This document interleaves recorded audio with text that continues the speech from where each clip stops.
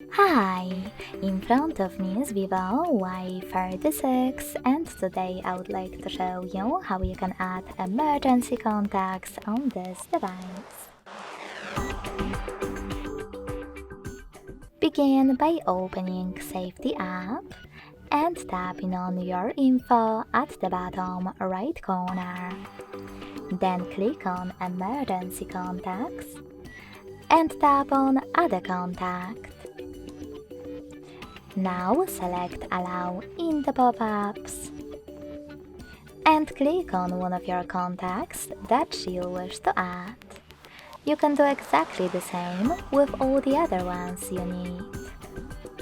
If you wish to delete one of them, click on this X next to the one that you wish to get rid of, and then confirm your choice in the pop-up.